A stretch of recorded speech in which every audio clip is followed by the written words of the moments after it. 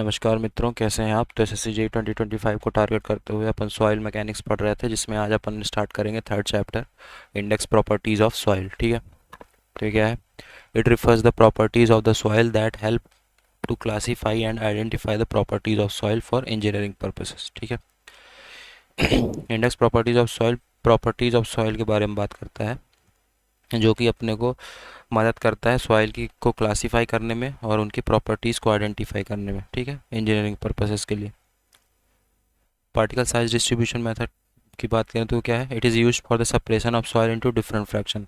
अलग अलग फ्रैक्शन में सेपरेट सॉइल को सेपरेट करने के लिए पार्टिकल साइज डिस्ट्रीब्यूशन मेथड का यूज़ किया जाता है। ठीक है।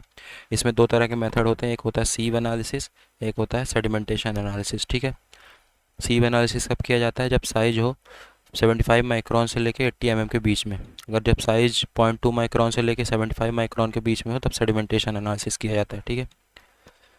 सीव एनालिसिस में दो तरह की सीव से एनालिसिस करते हैं, fine sieve analysis and coarse sieve analysis. Fine sieve analysis तब करते हैं जब साइज 75 माइक्रॉन से 4.75 तक हो। अगर साइज 4.75 से 80 तक हो, तब कोर्स सीव एनालिसिस करते हैं। ठीक है। सेडिमेंटेशन एनालिसिस दो तरह से करते हैं, पिपेट मेथड और हाइड्रोमीटर मेथड। ठीक है।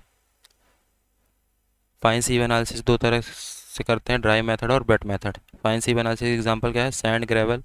और वेट मेथड का एग्जांपल क्या है? Silt and clay. ठीक है। अब सबसे पहला बात करते हैं सीव या की, जिसको मैकेनिकल एनालिसिस भी बोलते हैं। Resulting data is represented as distribution curve with grain size along x axis and finer percentage passing along y axis. ठीक है। सीव एनालिसिस में एक डेटा रिप्रेजेंट करते हैं, जिसमें एक्स एक्सिस में ग्रेन साइज को रिप्रेजेंट करते हैं और वाई एक्सिस में परसेंटेज पासिंग को। ठीक है। It is shown graphically on a particle size distribution curve. इसको ग्राफिकली शो करते हैं पार्टिकल साइज डिस्ट्रीब्यूशन कर्व में। ठीक है। अब सेकंड देखते हैं sedimentation analysis. According to Stokes law, velocity of particle during settlement that is assumed to be spherical depended upon shape, size and weight to the grain and keeping all other factors constant. Stoke law के अनुसार जो velocity है particle की settlement के दौरान, उसको assume जिसको spherical assume किया जाता है, वो डिपेंड करती है शेप पे, साइज पे और वेट पे। ठीक है। और बाकी सारे फैक्टर्स कांस्टेंट होते हैं। ये है Stokes law, G-1 gamma W D square by 18 में स्टोक लॉ से वेलोसिटी का फार्मूला। ठीक है। और अगर डायमीटर से कंपेयर करना, दो पार्टिकल के डायमीटर से कंपेयर करने को दिया रहा है, तो डायरेक्ट ये फार्मूला लगा दें। ठीक है। H1/T1 into T2/He2। ठीक है। जहाँ V है टर्मिनल वेलोसिटी मीटर पर सेकंड में, गामा एस है unit weight of particle, gamma W unit weight of water, D है dia of particle, H E है height through which particle falls in T second, T है time in second, mu है viscosity of liquid. ठीक है। Limitation की बात करें तो लिमिटेशन क्या क्या है? Stokes law is applicable for spherical particles only. Stokes law जो है वो सिर्फ स्पेरिकल पार्टिकल्स के लिए ही एप्लीकेबल है। ठीक है। The depth of liquid is in its is infinite. जो लिक्विड की डेप्थ है वो इन्फिनाइट है। और वैलिड किसके किसके लिए? 0.0002 से लेके 0.2 साइज तक के लिए वैलिड है। अगर साइज ग्रेटर देन 0.2 है तो टर्बुलेंट फ्लो हो जाएगा। अगर साइज लेस देन 0.0002 है तो ब्राउनियन मोशन हो जाएगा। ठीक है। सेडिमेंटेशन एनालिसिस दो मेथड से किया जाता है, अपन ने पीछे भी देखा, ये पिपेट मेथड और हाइड्रोमीटर मेथड। ठीक है। डीफ्लोकुलेटिंग एजेंट कौन कौन से होते हैं? डीफ्लोकुलेटिंग एजेंट के बारे में दिया गया है IS 2720 पार्ट 4 1965 में। ठीक है। कौन कौन से डीफ्लोकुलेटिंग एजेंट होते हैं? सोडियम हेक्सामेटाफॉस्फेट, जिसको कैल्गन बोलते हैं, टेट्रासोडियम पायरोफॉस्फेट और सोडियम सिलिकेट। ठीक है। तो ये तीन है deflocculating agent, sodium hexametaphosphate, tetrasodium pyrophosphate and sodium silicate. Note की बात करते हैं। Dispersing solution containing 33 gram of sodium hexametaphosphate and 7 gram of sodium carbonate in distilled water to make 1 litre of solution. जो डिस्पर्सिंग सॉल्यूशन है उसमें 33 gram sodium हेक्साम अरे यार 33 gram sodium hexametaphosphate होता है और 7 ग्राम सोडियम कार्बोनेट होता है डिस्टिल्ड वाटर में, जिसको मिला के 1 लीटर सॉल्यूशन बनता है। ठीक है। सबसे पहले पिपेट मेथड की बात करते हैं। It is a standard laboratory method, ये एक लैब मेथड है। ठीक है। For the quick particle size analysis of fine grain soil, ये फाइन ग्रेन सॉइल के लिए है। ठीक है। ये रूटीन कंट्रोल टेस्ट के लिए सुटेबल नहीं है। फिर अब बात करते हैं हाइड्रोमीटर मेथड की। हाइड्रोमीटर मेथड का यूज़ किया जाता है टू डिटरमाइन स्पेसिफिक ग्रेविटी और density of fine particles. Hydrometer method का यूज़ किया जाता है टू डिटरमाइन स्पेसिफिक ग्रेविटी और डेंसिटी ऑफ फाइन पार्टिकल, जैसे सील टेंट के लिए। ठीक है। हाइड्रोमीटर मेथड में density of suspension liquid 1 plus hydrometer reading upon 1000, या कि इसी को आगे सॉल्व करके लिखें तो density of suspension liquid -1 into 1000। ठीक है, तो आ जाएगी ऑब्जर्व्ड हाइड्रोमीटर रीडिंग। अब कुछ हाइड्रोमीटर करेक्शंस के बारे में बात कर लेते हैं। जो मेनिस्कस करेक्शन होता है वो ऑलवेज पॉजिटिव होता है। टेम्परेचर करेक्शन जो होता है, अगर टेम्परेचर 27 डिग्री सेल्सियस से ज़्यादा है तो पॉजिटिव होगा, अगर टेम्परेचर 27 डिग्री सेल्सियस से कम है तो निगेटिव होगा। डिस्पर्सिंग एजेंट जो है वो हमेशा निगेटिव होता है। ठीक है। करेक्ट हाइड्रोमीटर रीडिंग क्या हो जाएगी? करेक्ट हाइड्रोमीटर रीडिंग हो जाएगी hydrometer reading plus meniscus correction जो कि ऑलवेज पॉजिटिव होता है, plus minus temperature correction. Plus minus इसलिए कि अगर 27 डिग्री सेल्सियस से ज़्यादा टेम्परेचर हो तो प्लस होगा, 27 डिग्री सेल्सियस कम टेम्परेचर हो तो माइनस होगा। ठीक है। और माइनस डिस्पर्सिंग एजेंट करेक्शन जो कि ऑलवेज नेगेटिव होगा। ठीक है। अब एक नोट है, आरसी क्या है? आरसी है current hydrometer reading used in the calibration graph to obtain the effective depth. RC जो है वो करंट हाइड्रोमीटर रीडिंग है जिसका यूज़ किया जाता है ग्राफ को कैलिब्रेट करने के लिए to obtain the effective depth. ठीक है। Both method follow the same principle but different in taking sample observation. दोनों मेथड सेम प्रिंसिपल फॉलो करते हैं लेकिन सैंपल का ऑब्जर्वेशन लेने के लिए डिफरेंट वो अप्रोच रहती है। ठीक है। अब बात करते हैं पार्टिकल साइज डिस्ट्रीब्यूशन कर्व की। It is also known as gradation curve. Particle size distribution curve को ग्रेडेशन कर्व भी बोलते हैं। ठीक है। And it is extremely use for coarse grain soil. ये बात ध्यान रखना है कि ये कोर्स ग्रेन सॉइल के लिए एक्सट्रीमली यूजफुल है। अब बात करते हैं ग्रेडिंग ऑफ सॉइल की। सबसे पहले well graded soil. All size of soil particles available, इसमें सारे साइज के सॉइल पार्टिकल्स अवेलेबल रहते हैं। It is in S shape and smooth curve. ये एस शेप का होता है और स्मूथ कर्व होता है। ठीक है। फिर poorly gap graded soil. S shape का मतलब ये यहाँ पे देखते हैं ना, ये है वेल ग्रेडेड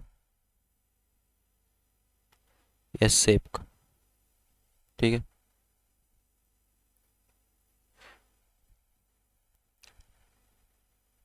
फिर पुअरली या कि गैप ग्रेडेड सॉइल जिसको बोलते हैं, इट हैज़ एक्सेस और deficiency of certain particle size in a gap graded soil, some particle size are missing. ठीक है।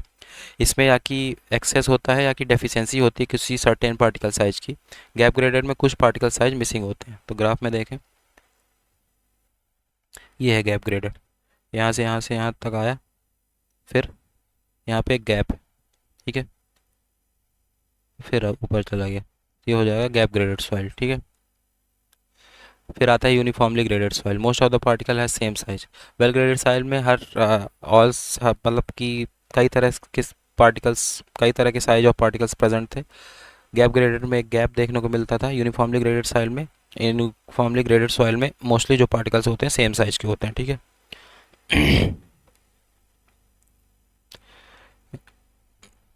यूनिफॉर्मली ग्रेडेड सॉइल में मोस्टली जितने पार्टिकल्स होंगे वो सेम साइज के होंगे। ठीक है।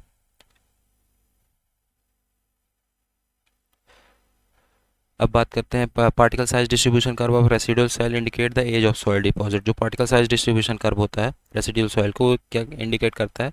सॉइल की सॉइल डिपॉजिट की एज इंडिकेट करता है। यूज़ देख लेते हैं क्या है पार्टिकल साइज डिस्ट्रीब्यूशन कर्व या कि ग्रेडेशन कर्व का। ठीक है। यूज़ किया जाता है ड्रेनेज फिल्टर को डिज़ाइन करने के लिए, useful in soil stabilization pavement design, to know the susceptibility of soil to frost action, to determine the grade of soil, provide an index to shear strength of soil.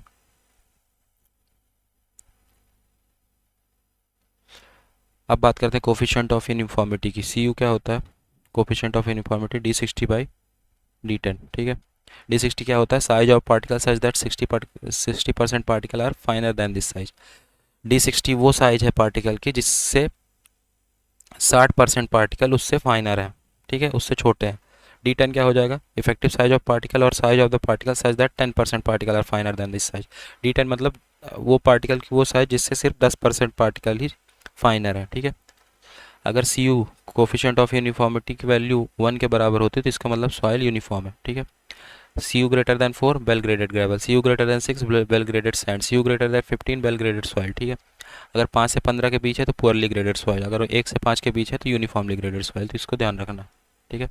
अब बात करते हैं coefficient of curvature की। ये क्या determine करता है? Determine the shape of soil particle and particle size distribution curve also, ठीक है। D30 square upon D60 D10, ठीक है। D30 क्या है? Size of the particle size the 30% particle are finer. जो वेल ग्रेडेड सॉइल होता है, वेल ग्रेडेड सॉइल के लिए जो कोफिशिएंट ऑफ कर्वेचर होता है 1 से 3 के बीच में होता है, ठीक है। अब सी सी और सी यू के बीच रिलेशन देख लेते हैं, तो क्या होता है? C C into C U is equal to D30/D10 का होल स्क्वायर, ठीक है। या कि C C upon C U is equal to D30/D60 का होल स्क्वायर, तो ये ध्यान रखना है, ठीक है। Size of the colloidal particle lies in between 1 nanometre to 1 micrometre. जो कोलाइडल पार्टिकल की साइज होती है 1 नैनोमीटर से 1 माइक्रोमीटर के बीच लाई करती है। तो porosity of spherical rock grains is high in case of cubic packing, cubic packing में जो पोरोसिटी होती है स्पेरिकल रॉक ग्रेन की वो हाई होती है। कंसिस्टेंसी ऑफ सॉइल की बात करें तो ये क्या है? It is a term use to describe the resistance of soil to mechanical stress और manipulation at various moisture content, ठीक है। ये एक टर्म है जिसको यूज़ किया जाता है सॉइल के रेजिस्टेंस को डिस्क्राइब करने के लिए, ठीक है, to mechanical stress. Consistency limit या कि अटरबर्ग लिमिट की बात करें तो वो क्या चीज़ है? Water content at which soil mass passes from one state to another is called consistency limit. वो वाटर कंटेंट जिस पे सॉइल मास एक स्टेट से दूसरे स्टेट में पास करता है उसको बोलते हैं कंसिस्टेंसी लिमिट या कि अटरबर्ग लिमिट, ठीक है। Consistency limit is use to denote the degree of firmness of the soil. Consistency limit या कि अटरबर्ग लिमिट को यूज़ किया जाता है डिग्री ऑफ फर्मनेस को शो करने के लिए, ठीक है। जैसे ये कई सारे स्टेट हैं, liquid state, plastic state, semi solid state, solid state, ठीक है। और इसी को वॉल्यूम में रिप्रेजेंट किया गया है, तो यह है कंसिस्टेंसी ग्राफ। सबसे पहले बात करते हैं लिक्विड लिमिट की। All the soil all the soil eight liquid state have negligible shear strength. सभी सॉइल की लिक्विड स्टेट में नेग्लिजिबल शियर स्ट्रेंथ होती है, ठीक है। Liquid limit of soil depends upon clay mineral present. Liquid limit जो है सॉइल की वो डिपेंड करती है कि क्ले मिनरल कितना प्रेजेंट है। जो लिक्विड लिमिट टेस्ट करते वक्त जो फॉलिंग हाइट है कप की वो कितने ऊपर से फॉल करेंगे? 1 सेंटीमीटर, ठीक है। If the base of Casagrande liquid limit device is softer than the standard harder rubber then the liquid limit of soil will always increase, ठीक है। तो इसका मतलब जो लिक्विड लिमिट है वो डायरेक्टली प्रोपोर्शनल होती है बेस कितना सॉफ्ट है, ठीक है। तो यही बोल लिखा है कि अगर कैसे Grande liquid limit device softer है स्टैंडर्ड हार्डर रबर से, तो तब लिक्विड लिमिट जो है वो हमेशा इंक्रीज होगी, ठीक है। मतलब जितना सॉफ्ट बेस उतना ज़्यादा लिक्विड लिमिट। अब देखते हैं लिक्विड लिमिट को डिटरमाइन करने के लिए कुछ मेथड्स। सबसे पहले standard liquid limit apparatus method, जिसके बात की गई है IS 2720 पार्ट 5 1985 में। इसको ग्रूविंग टूल की मदद से करते हैं, ठीक है। इसमें पहला है कैसे ग्रांडे अपैरेटस, दूसरा है ASTM अपैरेटस मतलब American Society for testing of material apparatus. Casagrande tool is used for highly plastic soil. Casagrande soil जो है वो हाईली प्लास्टिक सॉइल के लिए यूज़ किया जाता है जैसे clay. ASTM tool is used for less plastic soil जैसे सैंडी एंड सिल्टी सॉइल, ठीक है। तो कैसे ग्रांडे टूल यूज़ किया जाता है हाई प्लास्टिक सॉइल के लिए, और ASTM टूल यूज़ किया जाता है लेस प्लास्टिक सॉइल के लिए जैसे सैंडी सिल्टी सॉइल, ठीक है। अब कैसे ग्रांडे और ASTM अपैरेटस के बीच का डिफरेंस देखें तो क्या है? कैसे ग्रांडे अपैरेटस यूज़ किया जाता है कोहेसिव सॉइल के लिए और ASTM अपैरेटस यूज़ किया जाता है सैंडी सॉइल के लिए, ठीक है। सबसे मेजर डिफरेंस। डायमेंशन की बात करें तो जो कैसे ग्रांडे अपैरेटस का बॉटम विड्थ होती है 2 mm होती है, ASTM अपैरेटस की भी बॉटम विड्थ 2 mm होती है, तो मतलब बॉटम विड्थ दोनों अपैरेटस की सेम होती है 2 mm, ठीक है। अब टॉप विड्थ कैसे ग्रांडे अपैरेटस की 11 mm होती है, लेकिन ASTM अपैरेटस की टॉप विड्थ थोड़ा सा ज़्यादा होती है 13.6 mm, ठीक है। ग्रूव डेप्थ जो होती है कैसे ग्रांडे अपैरेटस को 8 mm होती है, और ग्रूव डेप्थ जो ASTM अपैरेटस की होती है वो थोड़ा सा ज़्यादा होती है 10 mm, ठीक है। तो बॉटम विड्थ सेम होती है 2 mm, और जो टॉप विड्थ होती है वो कैसे ग्रांडे अपैरेटस की 11 mm होती है, और ASTM अपैरेटस की टॉप विड्थ थोड़ा सा ज़्यादा होती है 13.6 mm, और ग्रूव डेप्थ जो होती है कैसे ग्रांडे अपैरेटस की वो 8 mm होती है, और ग्रूव डेप्थ जो ASTM अपैरेटस की होती है वो थोड़ा सा ज़्यादा होती है 10 mm, ठीक है। ये है कैसे ग्रांडे टूल, ये कैसे ग्रांडे टूल, ये ASTM टूल। अब बात करते हैं स्टैटिक कोन पेनिट्रेशन मेथड। लिक्विड लिमिट निकालने का दूसरा method static cone penetration method. Amount of water at which cone penetrometer penetrates 25 mm in the soil in 30 second. वो अमाउंट ऑफ वाटर जिस पे जो कौन पेनिट्रोमीटर है वो 25 mm पेनिट्रेट कर जाए सैंपल में 30 सेकंड में। 30 सेकंड में 25 mm पेनिट्रेट कर जाए जिस वाटर कंटेंट पे, उस वाटर कंटेंट को लिक्विड लिमिट बोलेंगे। ठीक है, इसमें कोन एंगल जो होगा वो 30 डिग्री होगा और जो वेट ऑफ कोन होगा वो 80 ग्राम होगा। ठीक है, तो ये ध्यान रखना है और ये ध्यान रखना है। एज पर IS 2720 part 5 liquid limit can also find out by using cone penetrometer apparatus. जो लिक्विड लिमिट है वो कोन पेनिट्रोमीटर अपैरेटस का यूज़ करके भी निकाला जा सकता है एज पर IS 2720 पार्ट 5 के अनुसार। ठीक है, तो स्टैंडर्ड कोन पेनिट्रोमीटर में एक फार्मूला भी है, liquid limit is equal to water content at y plus 0.01 25 minus y into WY plus 15। ठीक है, तो y क्या है पेनिट्रेशन डेप्थ mm में, WY है वाटर कंटेंट एट y। ठीक है, एडवांटेजेस देख लेते हैं इनके। ईजियर है, कासेग्रांडे मेथड से ज़्यादा इजी है, सुटेबल है वाइड रेंज ऑफ सॉइल के लिए, एंड रिजल्ट जो है वो रिलायबल है। ठीक है, फिर तीसरा मेथड है लिक्विड लिमिट डिटर्मिनेशन का 1 point method. This method is use only for getting rough value of liquid limit. ये मेथड सिर्फ रफ वैल्यू लिक्विड लिमिट के रफ वैल्यू के लिए यूज़ किया जाता है। इसमें कैसे निकालते हैं liquid limit, W is equal to WN by 25 power E। ठीक है, अगर WL जो है 50% से कम होगा तो E जो होगा वो 0.092 होगा और N जो होगा वो 15 से 35 के बीच होगा। ठीक है, N क्या है, N है नंबर ऑफ ब्लोज। ठीक है, E है वॉइड रेशियो। WL अगर 50% से ज़्यादा है तो E जो होगा 0.12 होगा और N जो है 20 से 30 होगा। ठीक है, तो ध्यान रखना।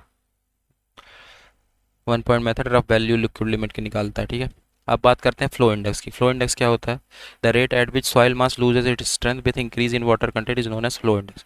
वो रेट जिस पे सॉइल मास अपनी स्ट्रेंथ को लूज करता है वो पानी से को बढ़ाने, वाटर कंटेंट को बढ़ाने से, उसको बोलते हैं फ्लो इंडेक्स। ठीक है, it also indicate the shear strength of soil eight plastic limit. ये सॉइल की शियर स्ट्रेंथ को भी इंडिकेट करता है प्लास्टिक लिमिट पे। ठीक है, it is obtain by the slope of the curve drawn on the semi logarithmic graph. ये ऑब्टेन किया जाता है जब कर्व का स्लोप सेमी लॉगरिथमिक ग्राफ में ऑब्टेन किया जाए between the number of blows and their corresponding water content. जब ग्राफ अपन बनाए वाटर कंटेंट और नंबर ऑफ ब्लोज के लिए तो उसमें भी फ्लो कर्व ऑब्टेन होता है। ठीक है, ये है फ्लो कर्व।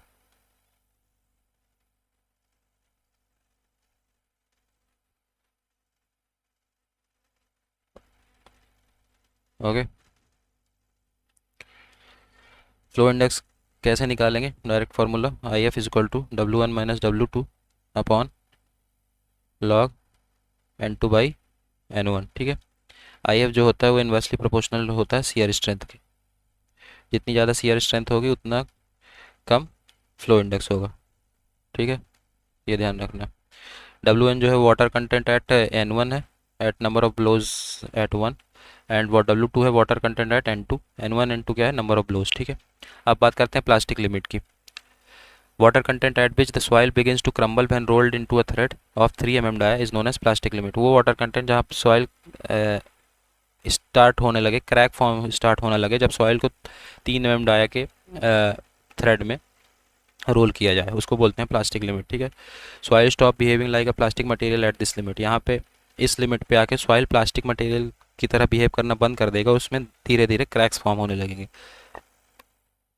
प्लास्टिक लिमिट जो है वो क्या है, वो है बाउंड्री है between plastic and semi solid state. ठीक है, प्लास्टिक लिमिट पे शियर स्ट्रेंथ कितनी होती है, shear strength at plastic limit is equal at plastic limit 100 times shear strength at liquid limit. ठीक है, जो प्लास्टिक लिमिट पे शियर स्ट्रेंथ होती है वो 100 गुना होती है जितनी शियर स्ट्रेंथ है लिक्विड लिमिट पे होती है। ठीक है, तो ये भी ध्यान रखना है। अब बात करते हैं प्लास्टिसिटी की। Property of soil that allow it to be moulded into desired shape without changing its volume and without cracks called plasticity. Soil की वो प्रॉपर्टी जो कि सॉइल को ये अलाउ करती है कि किसी भी डिजायर्ड शेप में बिना उसका वॉल्यूम चेंज किए और बिना क्रैक हुए किसी भी डिजायर्ड शेप में मोल्ड हो जाए, उस प्रॉपर्टी को बोलते हैं प्लास्टिसिटी। ठीक है, प्लास्टिसिटी इंडेक्स क्या है, Plasticity index है difference of liquid limit and plastic limit. It is indicative of the range of water content over which the soil remain in plastic state. Plasticity index ये indicate करता है कि किस range of water content तक जो soil है वो plastic state तक रह सकती है, plastic state में रह सकती है, ठीक है। Plasticity index of soil depend upon its fineness, ठीक है। जो प्लास्टिसिटी इंडेक्स है सॉइल का वो डायरेक्टली प्रोपोर्शनल होता है फाइननेस ऑफ सॉइल की। जितना फाइन सॉइल होगा उतनी ज़्यादा प्लास्टिसिटी इंडेक्स होगी, ठीक है। अब प्लास्टिसिटी देख लेते हैं। अगर प्लास्टिसिटी इंडेक्स 0 है तो सॉइल जो है नॉन प्लास्टिक होगी। अगर प्लास्टिसिटी इंडेक्स लेस देन 7 है तो लो प्लास्टिक सॉइल। अगर प्लास्टिसिटी इंडेक्स 7 से 17 के बीच है तो मीडियम प्लास्टिक, ग्रेटर देन 17 तो हाई प्लास्टिक सॉइल, ठीक है। तो ये ध्यान रखना है। 0 non plastic, less than 7 low plastic, 7 to 17 medium plastic, greater than 17 high plastic, ठीक है। अगर प्लास्टिसिटी इंडेक्स 0 है तो ये सैंड है, मतलब नॉन प्लास्टिक सॉइल। 10 से 15 है तो सिल्ट, 15 से 100 है तो क्ले अलूवियल, 20 से 40 है तो काओलिनाइट, 35 से 60 है तो इलाइट, एंड 50 से 100 है तो मोन्टमोरिलोनाइट, ठीक है। तो ये plastic index, plasticity index. If the value of plasticity, if the value of plasticity index of soil is negative, that is WP greater than W, then it is considered as 0। तो मतलब plasticity index की value 0 कभी नहीं होगी। अगर 0 आती, अगर मतलब निगेटिव कभी नहीं होगी। प्लास्टिसिटी इंडेक्स की वैल्यू अगर निगेटिव आती है तो उसको अपन 0 रिपोर्ट करेंगे। IP कांट बी निगेटिव, ठीक है। When a non-plastic soil like sand is mixed with plastic soil like clay, then plasticity index of mixed soil is। अगर कोई नॉन प्लास्टिक सॉइल जैसे कि सैंड को मिक्स किया जाए प्लास्टिक सॉइल जैसे कि क्ले से, तो जो प्लास्टिसिटी इंडेक्स है मिक्स सॉइल का वो कैसे निकालेंगे? IP mix soil, IP sand into x, IP local soil या कि क्ले इंटू 100 - x अपॉन 100, ठीक है। सॉइल और सैंड का प्रोपोर्शन क्या है? 1:x। अब बात करते हैं श्रिंकेज लिमिट की। श्रिंकेज लिमिट क्या है? The maximum water content below which a reduction in water content will not cause a decrease in volume of soil is called shrinkage limit, ठीक है। वो मैक्सिमम वाटर कंटेंट जिसके below, जिसके नीचे, मतलब कि उस वाटर कंटेंट के नीचे कोई भी वाटर कंटेंट का रिडक्शन वॉल्यूम, सॉइल के वॉल्यूम में डिक्रीज ना शो करे, ठीक है।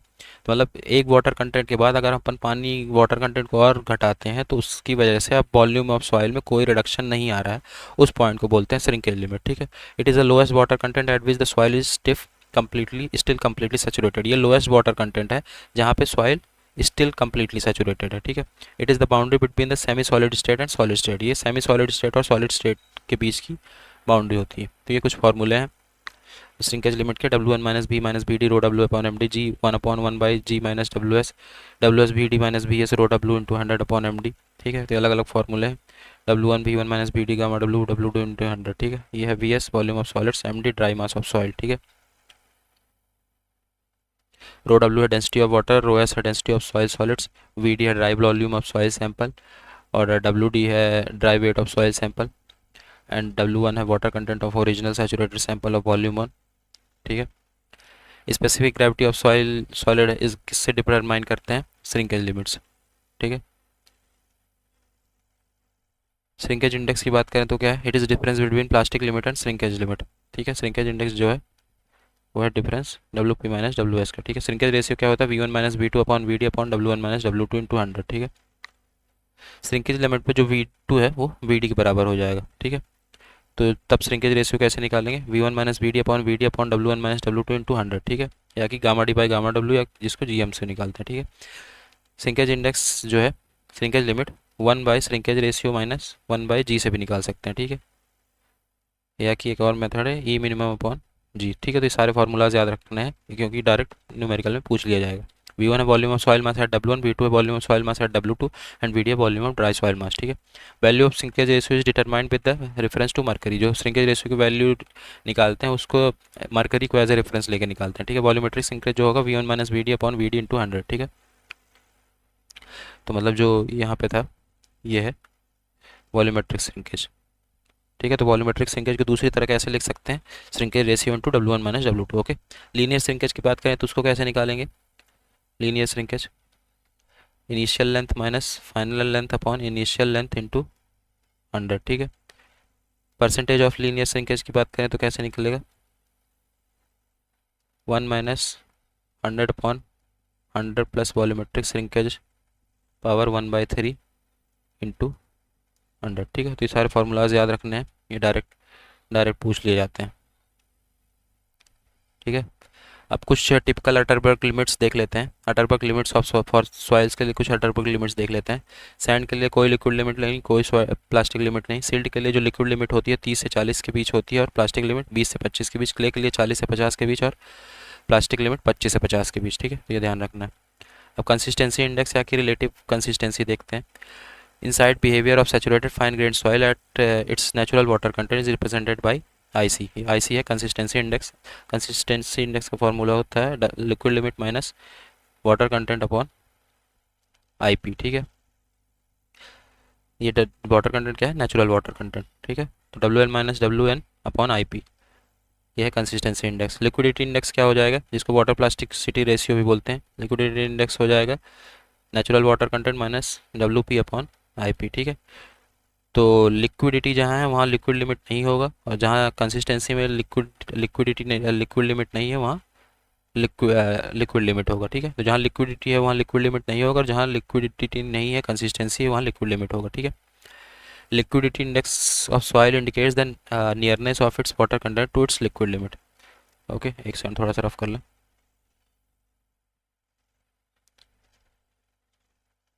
जो सॉइल की लिक्विडिटी इंडेक्स है वो क्या इंडिकेट करती है कि वो ये इंडिकेट करती है कि जो सॉइल है वो कितना नज़दीक है लिक्विड लिमिट के, ठीक है। For all type of soil I C plus I L consistency limit plus liquid limit is equal to 1 होगा सारी तरह के सॉइल के लिए, ठीक है। अब आई सी एंड आई एल देख लेते हैं अलग अलग टाइप ऑफ सॉइल के लिए। I C and I L for different type of soil. अगर कंसिस्टेंसी लिक्विड है, मतलब अगर आई सी लेस देन 0 है और आई एल ग्रेटर देन 1 है, मतलब कि consistency index less than 0 and liquidity index greater than 1, तो कंसिस्टेंसी जो है लिक्विड होगी और डिस्क्रिप्शन मतलब सॉइल लिक्विड स्टेट में है, ठीक है। अगर आई सी 0.0 से 0.25 मतलब 0 से 1 के बीच है, आई सी 0 से 1 के बीच है, तो कंसिस्टेंसी प्लास्टिक, ठीक है। डिस्क्रिप्शन देंगे कैसे कैसे। अगर आई सी 0 से 0.25 के बीच है तो वेरी सॉफ्ट प्लास्टिक, अगर इसमें लिक्विडिटी जो 1 से 0.75 होगा, 0.25 से 0.5 है तो सॉफ्ट प्लास्टिक, और लिक्विडिटी इंडेक्स 0.75 से 0.5, 0.5 से 0.75 तो medium plastic, and liquidity index 0.5 से 0.25 स्टिफ प्लास्टिक, 0.75 से 1 आईसी, एंड लिक्विडिटी 0.25 से 0, ठीक है। तो ये स्टिफ प्लास्टिक, ये ध्यान रखना है। सेमी सॉलिड, जो सेमी सॉलिड अगर आईसी ग्रेटर देन 1 है and I L less than 0 तो सेमी सॉलिड स्टेट है, वेरी स्टिफ टू हार्ड होगा डिस्क्रिप्शन, ठीक है। अगर I C greater than 1 and still I L greater less than 0 तो जो कंसिस्टेंसी है सॉलिड है। अगर कंसिस्टेंसी सॉलिड है तो जो डिस्क्रिप्शन होगा हार्ड टू वेरी हार्ड, ठीक है। तो अगर आई सी ग्रेटर देन 1 है और आई एल लेस देन 0 है तो सेमी सॉलिड या कि सॉलिड स्टेट सॉलिड कंसिस्टेंसी हो सकती है। अगर आई सी 0 से 1 के बीच है और आई एल भी 1 से 0 के बीच है तब प्लास्टिक स्टेट होगा। I C less than 0 I L greater than 1 है तो कंसिस्टेंसी इंडेक्स लिक्विड होगा और डिस्क्रिप्शन भी लिक्विड होगा, ठीक है। अब बात करते हैं टफनेस इंडेक्स की, थोड़ा सा रफ कर लें। Wait a second.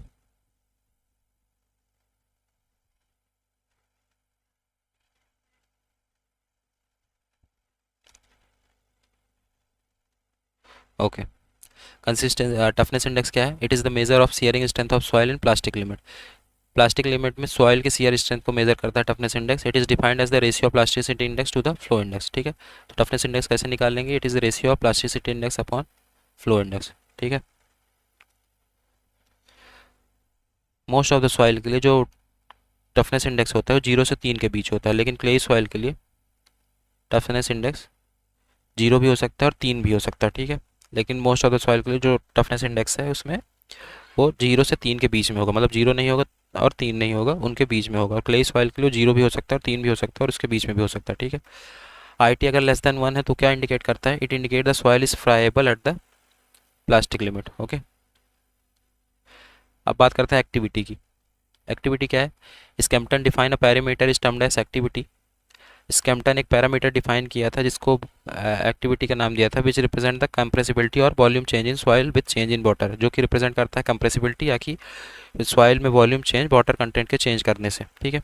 तो प्लास्टिसिटी एक्टिविटी कैसे रिप्रेजेंट करते हैं? Plasticity index upon percentage of clay fraction finer than 2 micron, ठीक है। तो IP अपॉन सी, सी क्या है, percentage of clay fraction which is finer than 2 micron. Higher activity value signifies large volume change when wetted and large shrinkage when dry, ठीक है। अगर activity high आ रही है तो क्या सिग्निफाई करता है कि लार्ज वॉल्यूम चेंज हो रहा है जब वेट है, और लार्ज श्रिंकेज हो रहा है जब ड्राई है, ठीक है। अब कुछ क्लासिफिकेशन देखते हैं एक्टिविटी के बेसिस पे। अगर एक्टिविटी की वैल्यू लेस देन 0.75 है तो इनएक्टिव सॉइल है। अगर एक्टिविटी की वैल्यू 0.75 से 1.25 है तो नॉर्मल है। अगर एक्टिविटी की वैल्यू ग्रेटर देन 1.25 है तो एक्टिव सॉइल है, ठीक है। अब कुछ एक्टिविटी वैल्यू देखते हैं सॉइल मिनरल्स की। अगर एक्टिविटी वैल्यू 0.4 से 0.5 है तो काइलोनाइट मिनरल है, काओलिनाइट मिनरल है। 0.5 से 1 के बीच एक्टिविटी की वैल्यू है तो इलाइट मिनरल है। 1 से 7 है तो मोंटमोरिलोनाइट, एंड 4 से 7 है तो सोडियम मोंटमोरिलोनाइट, ठीक है। तो ये वैल्यूज याद रखनी है। अब बात करते हैं सेंसिटिविटी की।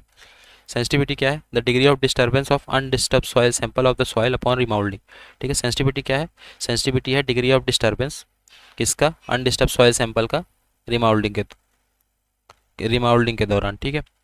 It measure the reduction of undrained shear strength due to soil disturbance. ये क्या मेजर करता है, ये रिडक्शन को मेजर करता है अनड्रेन्ड शियर स्ट्रेंथ के सॉइल डिस्टर्बेंस के दौरान, ठीक है।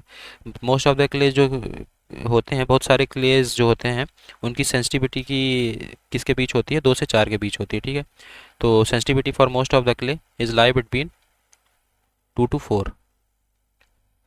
सेंसिटिविटी देखें तो भाई undisturb soil upon remoulded soil, undisturb upon remoulded disturb, Q remoulded कैसे होगा, क्यू अनडिस्टर्ब बाई 2, ठीक है। क्यू यू या कि UCS क्या है, अनकन्फाइंड कंप्रेसिव स्ट्रेंथ, ठीक है।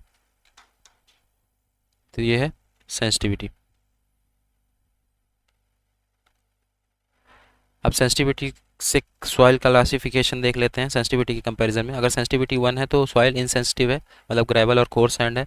अगर सेंसिटिविटी 1 से 4 है तो नॉर्मल या कि लेस या कि मॉडरेट सेंसिटिव है, मतलब नॉर्मल मॉडरेट सेंसिटिव है, जैसे हनी कॉम्ड स्ट्रक्चर वाली सॉइल, ठीक है। 4 से 8 सेंसिटिविटी है तो सेंसिटिव सॉइल है, जैसे silt and clay, honey combed and flocculent structure होगा। अगर सेंसिटिविटी 8 से 16 है तो एक्स्ट्रा सेंसिटिव है, जैसे फ्लॉकलैंड स्ट्रक्चर होगा उसका। अगर सेंसिटिविटी 16 से ज़्यादा है तो क्विक क्ले होगा, मतलब अनस्टेबल क्ले, क्विक क्ले, ठीक है। तो ये होगा सेंसिटिविटी। अब बात करते हैं थिक्सोट्रॉपी की। थिक्सोट्रॉपी क्या है, the phenomena of loss of strength due to remoulding of soil and gain of strength with passage of time with no change in volume. वो फिनोमिना सॉइल का जिसपे सॉइल की स्ट्रेंथ लॉस होती है soil के remoulding की वजह से, और सॉइल की स्ट्रेंथ गेन होती है जैसे जैसे टाइम पास करता है with no change in volume और वाटर कंटेंट। अगर अपन कोई वॉल्यूम में चेंज ना कर रहे हैं, कोई वाटर कंटेंट चेंज नहीं कर रहे हैं, तो रिमाउल्डिंग की वजह से सॉइल में इसकी स्ट्रेंथ लॉस हुई, और जैसे जैसे टाइम बढ़ता है तो वो सॉइल अपनी स्ट्रेंथ को वापस गेन करता है बिना कोई वॉल्यूम चेंज किए, बिना कोई वाटर कंटेंट चेंज किए। उस प्रोसेस को बोलते हैं, उस फिनोमिना को बोलते हैं थिक्सोट्रॉपी ऑफ सॉइल, ठीक है। दिस चेंज आर रिवर्सिबल, ये चेंज जो है वो रिवर्सिबल होता है, ठीक है। ये ग्राफ बना है, स्ट्रेंथ और वर्सेस टाइम का ग्राफ बनता है थिक्सोट्रॉपी के लिए, ठीक है। ये थिक्सोट्रॉपी है, ठीक है। अब बात करते हैं कोलैप्सिबल सॉइल क्या है, ठीक है। Collapsible soil, when there is a large change in volume of soil due to increase in moisture content without increase any external loading, then this property of soil is collapsibility. जब soil में soil के volume में काफ़ी ज़्यादा change हो moisture content या water content को बढ़ाने से, बिना एक्सटर्नल लोड को इंक्रीज़ किए, ठीक है। मतलब हम अपन ने सिर्फ वाटर कंटेंट बढ़ाया, उसकी वजह से सॉइल का वॉल्यूम चेंज होने लगा, बिना कोई एक्सटर्नल लोड अपन ने नहीं लगाया, उसको बोलते हैं, उस प्रॉपर्टी सॉइल की उस प्रॉपर्टी को बोलते हैं कोलैप्सिबिलिटी, ठीक है। The soil have low density, high compressibility and very low bearing capacity, ठीक है। इन सॉइल की लो डेंसिटी होती है, कंप्रेसिबिलिटी ज़्यादा होती है, और बियरिंग कैपेसिटी बहुत ही कम होती है, ठीक है। This soil have low density, high compressibility and low bearing capacity, ठीक है। एग्जांपल क्या है, ऐसी सॉइल कौन कौन सी होती है, सैंड ड्यून्स हो गया, लोइस हो गया, एक्सेट्रा, ठीक है। तो ध्यान रखना example. The collapsibility of soil is measured in terms of collapsible potential. जो सॉइल की कोलैप्सिबिलिटी होती है उसको कोलैप्स पोटेंशियल से मेजर करते हैं, ठीक है। क्या होगा, change in void ratio 1+E1, ठीक है, या कि delta SC upon H1। Delta EC क्या है, change in void ratio upon waiting. E1 क्या है, void ratio before waiting of soil. Delta SC है change in height upon waiting, and H1 क्या है, इनिशियल हाइट, ठीक है। तो फार्मूला ध्यान रखना। अब बात करते हैं कोलैप्स पोटेंशियल वैल्यूज़ की, ठीक है। तो कोलैप्सिबिलिटी मेजर करते थे, कोलैप्स पोटेंशियल के टर्म्स में अगर कोलैप्स पोटेंशियल 0 से 1% है तो कोई प्रॉब्लम नहीं होगी। अगर कोलैप्स पोटेंशियल 1 से 5 है तो मॉडरेट ट्रबल आ सकता है, 5 से 10% तो ट्रबल आएगा, 10 से 20% तो सीवियर ट्रबल आएगा, और 20% से ज़्यादा है अगर कोलैप्स पोटेंशियल तो बहुत ही सीवियर ट्रबल आएगा। ठीक है, तो यहाँ पे अपना index properties of soil complete होता है। अब नेक्स्ट लेक्चर में अपन बात करेंगे सॉइल क्लासिफिकेशन के। Okay, so thank you so much.